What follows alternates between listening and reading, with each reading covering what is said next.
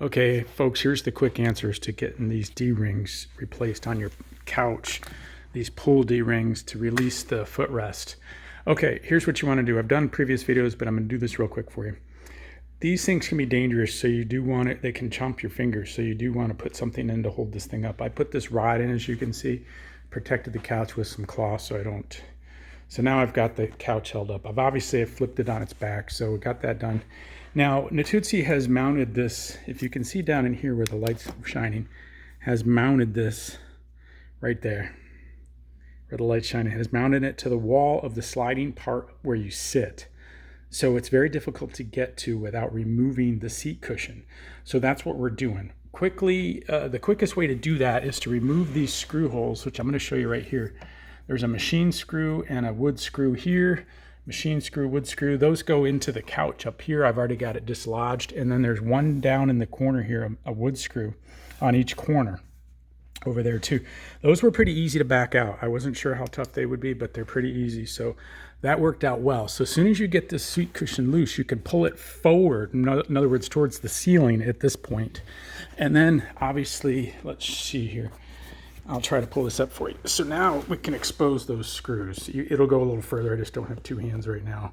And you can expose those screws and back that off of that wall. So the replacements, purchasing the replacements, I'll put down below. You do want to get a good one. I bought a pair of them last time and I got the wrong ones, but I didn't bother returning them because they break after a while. I don't care for these ones with these little sleeves because if you can see this, gotta use my foot, it catches. See that little catch right there? It catches on the lip and then, see what I mean? It kind of pops back. And that's not a good design. So don't get this kind if you can avoid it. Get the ones with just straight cable. Like if you can see Natuzzi's original, this is an original. That just had straight cable coming out and the handle snapped off because it gets worn, you know, it gets frayed right there. Okay, so that's the trick there. Use the pole to protect your fingers. Get the seat cushion loose with those screws, get the right D-ring, and then you can back out the screws, mount this plate. And then the other little trick is this thing is a bugger. This thing, where this mounts into the metal there. You'll see it, but it's hard to get out. I basically just destroy it. If you're taking it out, get your channel locks or whatever, your pliers, and just get a hold of it and just twist it until it breaks out.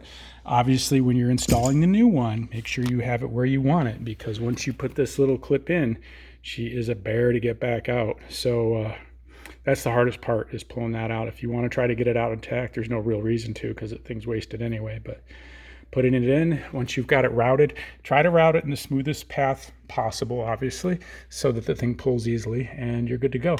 And then we'll just reverse the thing and put the screws back in, and she's ready to go. Hope that helps you guys. Take care. I'll put some links below to some D-rings. And thank you. Appreciate it and subscribes.